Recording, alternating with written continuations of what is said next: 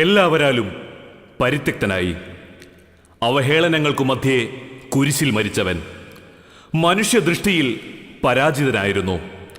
എന്നാൽ അവസാന വാക്ക് മരണത്തിൻ്റെതല്ല എന്ന് തെളിയിച്ചു.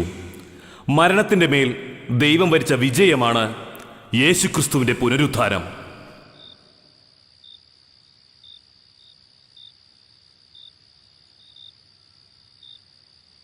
മരിച്ച 3-ാം നാൾ ഉയർത്തെഴുന്നേൽക്കുമെന്നായിരുന്നു ഇവന്റെ പ്രവചനം. ഇവൻ ദൈവത്തിനൊന്നുമല്ല, അത് നമുക്ക് മറ്റുള്ളവരെ ബോധ്യപ്പെടുത്തണം. അതിനാണ് ഈ കല്ലറ മുദ്ര വെച്ചിരിക്കുന്നത്. നീ കേട്ടില്ലേ, യേശുവിന്റെ ശരീരം കല്ലറയിൽ നിന്ന് അപഹരിക്കുമെന്ന്. അങ്ങനെ എങ്ങാനും സംഭവിച്ചാൽ ആ കൊണ്ടുപോകുന്നവന്റെ ശരീരം ഇവിടെ കിടന്ന് പിടയും.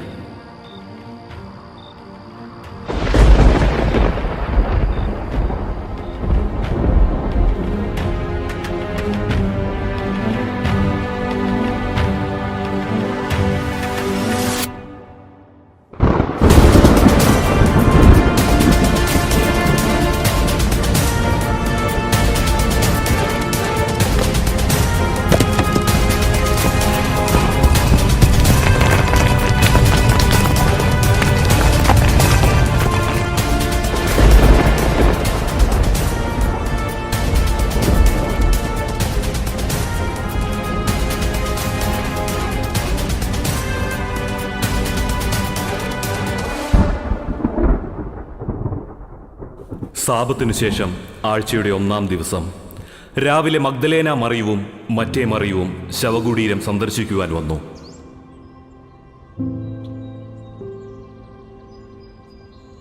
ആരാണ് നമുക്ക് വേണ്ടി ശവകുടീരത്തിന്റെ വാതിൽക്കൽ നിന്ന് കല്ലുരുട്ടി മാറ്റുക?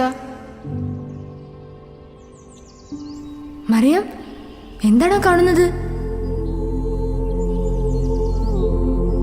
ഭയപ്പെടേണ്ട, ക്രൂശിക്കപ്പെട്ട യേശുവിനെയാണ് നിങ്ങൾ അന്വേഷിക്കുന്നതെന്ന് എനിക്കറിയാം. അവൻ ഇവിടെയില്ല. താൻ അരുളി ചെയ്തതുപോലെ അവൻ ഉയർപ്പിക്കപ്പെട്ടു. അവൻ കിടന്ന സ്ഥലം വന്നു കാണുവിൻ. ഇതാ, ഇക്കാര്യം ഞാൻ നിങ്ങളോട് പറഞ്ഞിരിക്കുന്നു. വരൂ, എത്രയും വേഗം നമുക്ക് അവന്റെ ശിഷ്യന്മാരെ വിവരം അറിയിക്കാം.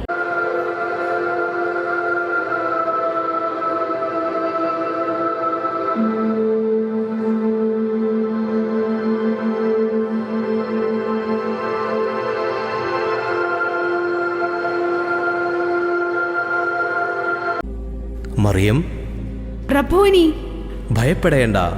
നിങ്ങൾ ചെന്ന് എൻ്റെ സഹോദരന്മാരോട് ഗലീലയിലേക്ക് പോകണമെന്നും അവിടെ അവർ എന്നെ കാണുമെന്നും പറയുക.